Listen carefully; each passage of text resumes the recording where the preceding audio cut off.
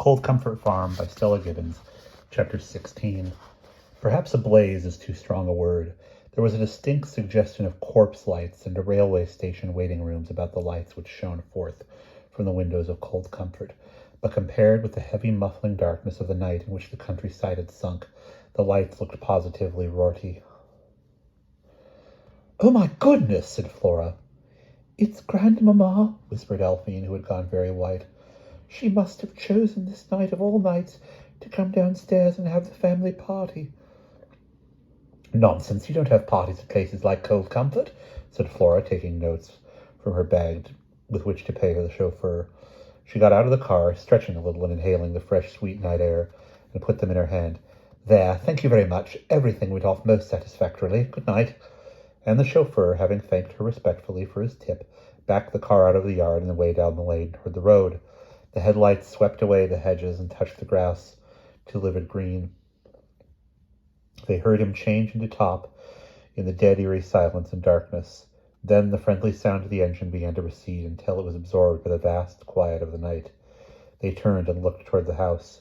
The lights in the windows had a leering, waiting look, like that on the faces of old pimps who sit in the cafes at Holborn Viaduct, plying their casual bartery.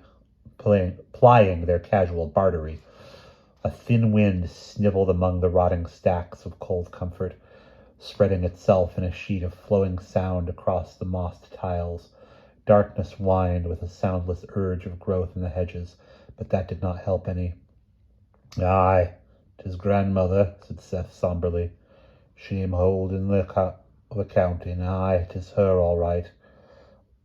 "What on earth," said Flora peevishly, beginning to pick her way across the yard, "is the counting, and why in the name of all that's convenient should it be held at 1:30 in the morning?"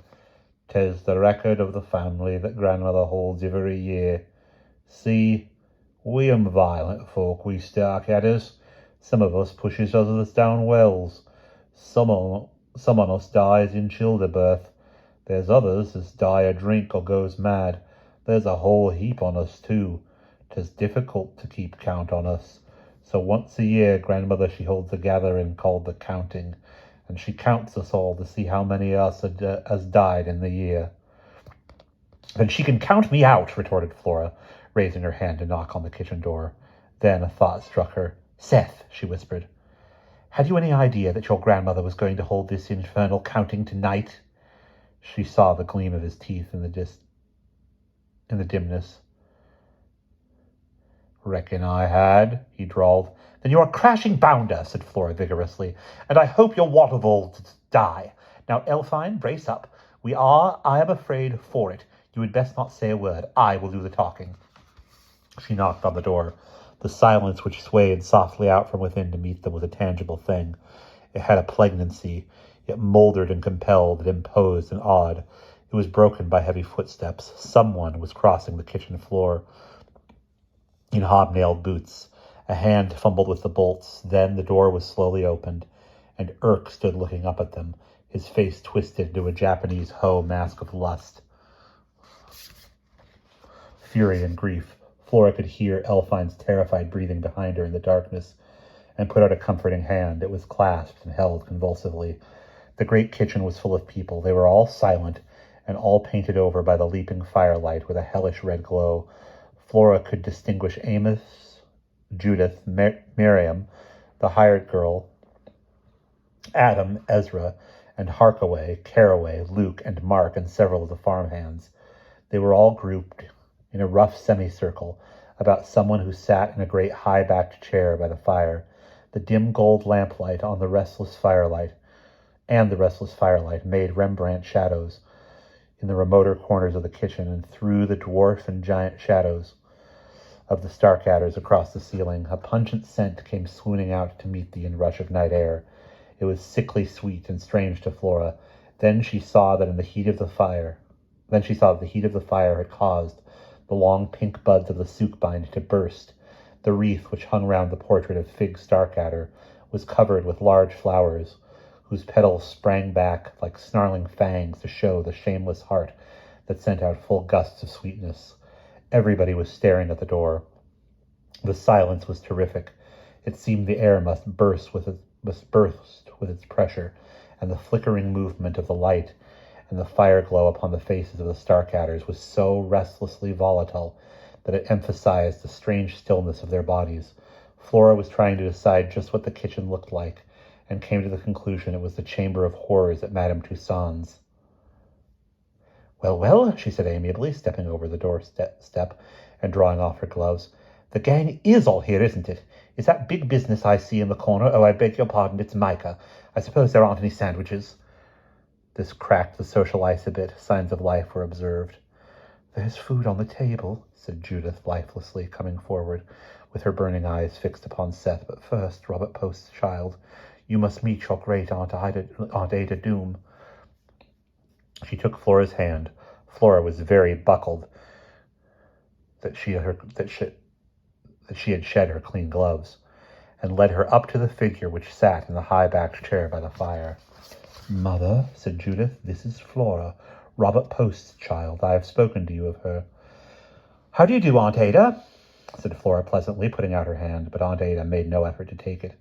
She folded her own hands and a little more closely upon a copy of the Milk Producer's Weekly Bulletin and the Cowkeeper's Guide, which she held in her lap, and observed in a low, toneless voice, I saw something nasty in the woodshed.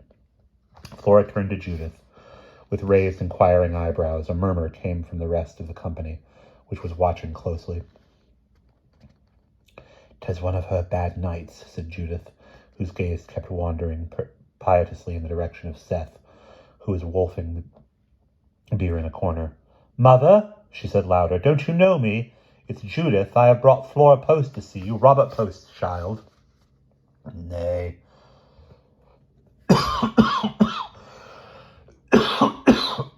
Excuse me. "Nay, I saw something nasty in the woodshed," said Ada Doom, fretfully moving her great head from side to side. "'Twas a burning noonday, 69 years ago, and me no bigger than a titty wren. I saw something Well, perhaps she likes it better that way," said Flora soothingly. She had been observing Aunt Ada's firm chin, clear eyes, tight little mouth, and close grip upon Milk Producer's Weekly Bulletin and Cowkeeper's Guide. She came to the conclusion that if Aunt Ada was mad, then she, Flora, was one of the Marx brothers. Saw something nasty in the woodshed," suddenly shrilled Aunt Ada, smiting at Judith with Milk Producer's Weekly Bulletin and Cowkeeper's Guide. "Something nasty! Take it away, you're all wicked and cruel. You want to go away and leave me alone in the woodshed, but you never shall. None of you, never. There have always been Starcatters at Cold Comfort. You must all stay here with me, all of you, Judith, Amos, Micah, Irk, Luke, Mark, Elfine, Caraway, Harkaway, Reuben, and Seth. Where's Seth? Where's my darling? Come here, Seth." Seth, pushing his way through the crowd of relations, with his mouth full of beef and bread. "Here, Grandma," he crooned soothingly. "Here I am. I'll never leave you, never." "Do look at Seth, woman," whispered Amos terribly in Judith's ear. "You are always looking at him." "That's my good boy, my mummet, my pippet," the old woman murmured, patting Seth's head with the Milk Producer's Weekly Bulletin and Cowkeeper's Guide. "Why, how grand he is tonight. What's this? What's all this?" And she jerked at Seth's dinner jacket. "What have you been doing, boy? Tell your granny." Flora could see, from the way in which Aunt Ada's remarkably shrewd eyes beneath their heavy lids were examining Seth's person, that she had rumbled their little outing. There was just time to save their faces before the deluge. She took a deep breath and said loudly and clearly, "He's been to Godmere, to Richard Hawkmonitor's 21st birthday dance. So have I. So has Elfine. So has a friend of mine called Claude Hart Harris, whom none of you know. And what is more, Aunt Ada, Elfine and Richard Hawkmonitor are engaged to be married, and will be married, too, in about a month from now." There came a terrible cry from the shadows near the sink. Everybody started violently and turned to stare in the direction whence it came. It was Irk lying face downward in the beef sandwiches, with one hand pressed upon his heart in dreadful agony. The hired girl, Miriam, laid her rough hand upon his bowed head and timidly patted it, but he shook her off with a movement like a weasel in a trap. My little water bowl, they heard him moan. My little water bowl. A babble broke out in which Aunt Ada could dimly be discerned, beating at everyone with Milk Producer's Weekly Bulletin and Cowkeeper's Guide and shrilly screaming, I saw it! I saw it! I shall go mad! I can't bear it! There have always been stock at us at Cold Comfort. I saw something nasty in the woodshed. Something nasty. Nasty. Nasty. Seth took her hands and held them in his, kneeling before her and speaking wooingly to her, as though she were a sick child. Flora had dragged Elphine up to a table in a corner near the fireplace, out of the racket, and was pensively feeding the two of them on bread and butter. She had given up all hope of getting to bed that night. It was nearly 2:30, and everybody seemed to be sitting pretty for the sunrise. She observed several females unknown to her flitting dejectedly about in the gloom, replenishing plates with bread and butter, and occasionally weeping in corners. "Who's that?" she asked Elphine, pointing interestedly at one who had a perfectly flat bust and a face like a baby bird, all goggle eyes and beaky nose. This one was weeping half inside a boot cupboard. "'Tis poor Rennet," said Elphine sleepily. "Oh, Flora, I'm so happy, but I do wish we could go to bed, don't you?" "Presently, yes. So that's poor Rennet, is it? Why, if it be not tactless to ask, are her clothes sopping wet?" "Oh, she jumped down the well about 11 o'clock. Miriam, the hired girl, told me. Grandmamma kept on mocking at her because she's an old maid. She said Rennet couldn't keep a tight hold on Mark Dolar when she had got him, and poor Rennet had hysterics. And then Grandma kept on saying things about flat bosoms and things, and then Rennet ran out and jumped down the well, and Grandma had an attack." "Serve her right, the old trout," murmured Flora, yawning. "Hey, what's up now?" For a renewed uproar had broken out in the midst of the crowd gathered round Aunt Ada. By standing on the table and peering through the confusing flicker of the firelight and lamplight, Flora and Elphine could distinguish Amos, who was bending over Aunt Ada Doom's chair and thundering at her. There was such an infernal chatter going on from Micah, Ezra, Reuben, Seth, Judith, Caraway, Harkaway, Susan, Letty, Prue, Adam, Jane, Phoebe, Mark, and Luke that it was difficult to make out what he was saying, but suddenly he raised his voice to a roar, and the others were silent. "So I mun go where the Lord's work calls me to go, and spread the Lord's word abroad in strange places. Ah, 'tis terrible to have to go, but I mun do it. I've been wrestling and praying and brooding over it, and I know the truth at last. I mun go abroad in one of thy Ford vans, preaching all over the countryside, I like the apostles of old. I have heard my call, and I mun follow it." He flung his arms wide and stood with the firelight playing at Scarlet Fantasia upon his exalted face. "No! No!" screamed Aunt Ada Doom in a high note that crackled with her agony. "I cannot bear it. There have always been stockades at Cold Comfort. You mustn't go. None of you must go. I shall go mad. I saw something nasty in the woodshed. Ah! Ah! Ah!" She struggled to her feet, supported by Seth and Judith, and struck weakly at Amos with the Milk Producer's Weekly Bulletin and Cowkeeper's Guide, which was looking a bit the worse for wear by this time. His great body flinched from the blow, but still he stood rigid, his eyes fixed triumphantly over some far-off, ecstatic vision, the red light wavering and flickering across his face.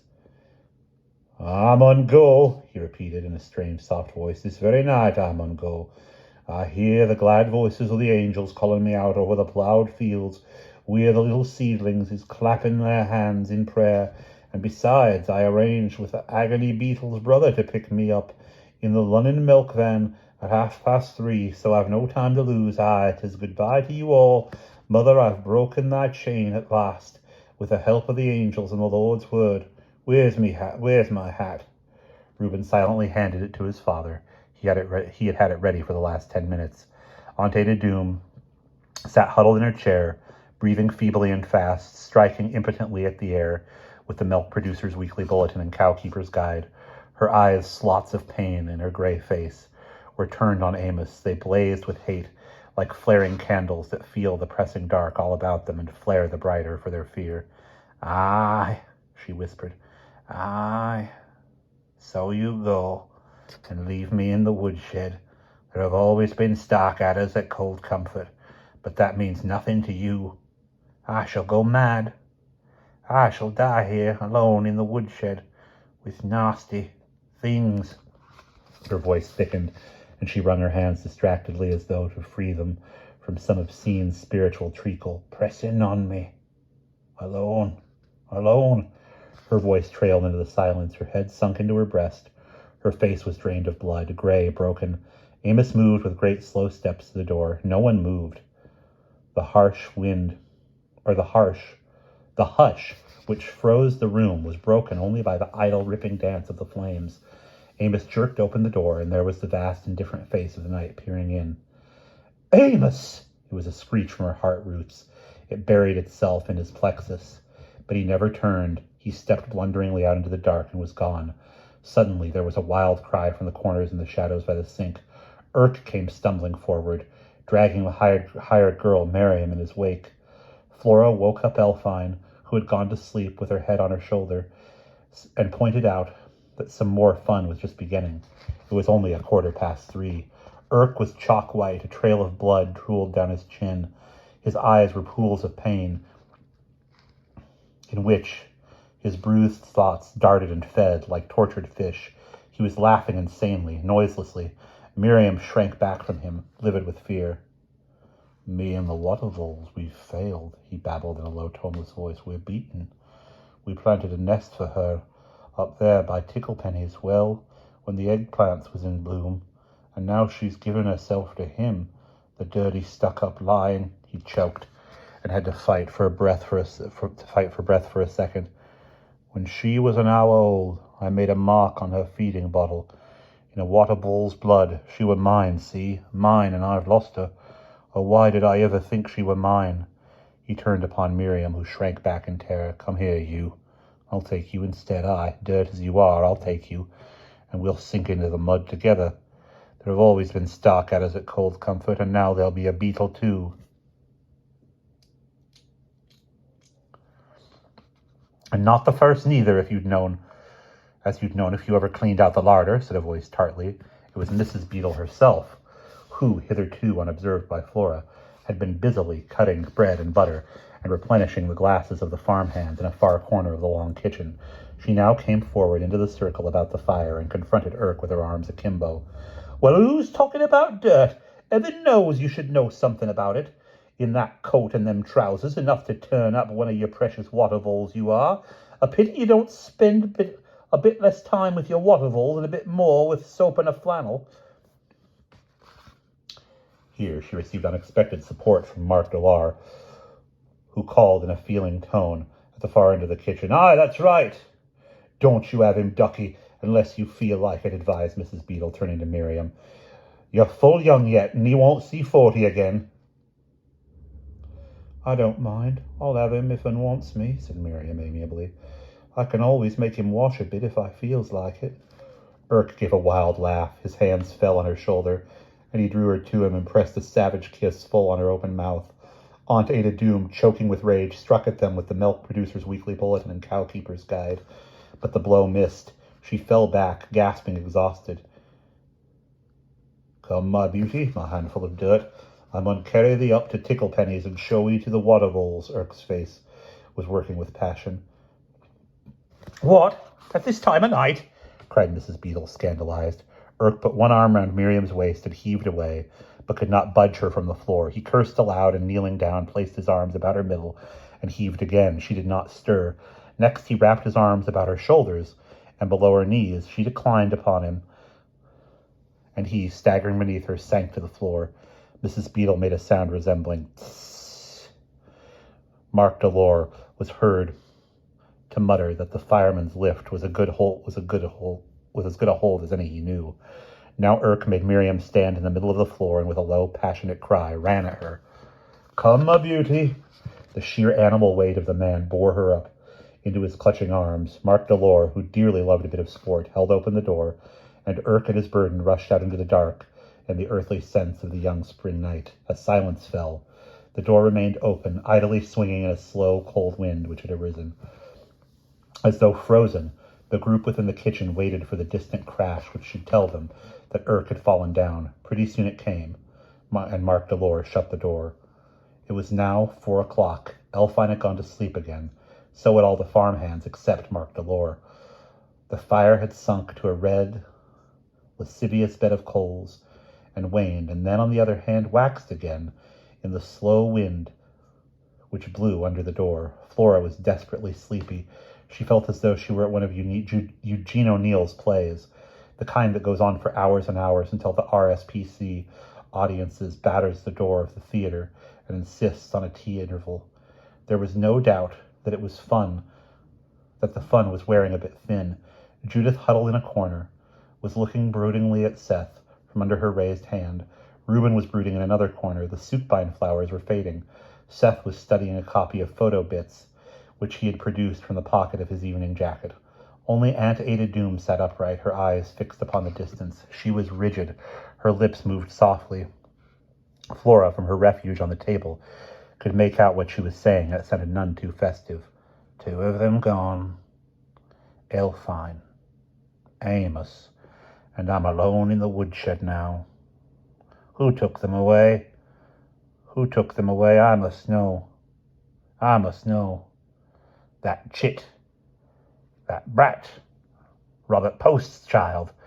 The great bed of red coals, slowly settling into its last sleep toward extinction, threw a glare on her old face and gave her a look of a carving in a Gothic cathedral. Rennet had crept forward until she was within a few feet of her great aunt, for such was the relationship between Rennet and Ada Doom, and stood looking down at her with a mad glare in her pale eyes. Suddenly, without turning round, Aunt Ada struck at her with the Milk Producer's Weekly Bulletin and Cowkeeper's Guide, and Rennet fled back to her corner. A withered flower fell from the soup-bined wreath into the coals. It was 4:30.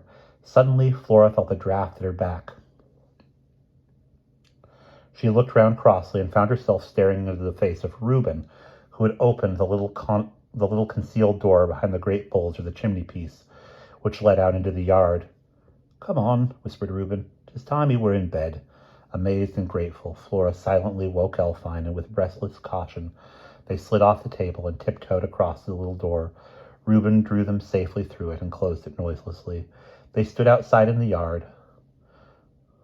A bitter wind, with the first streaks of cold light lying across the purple sky. The way to their beds lay clear before them.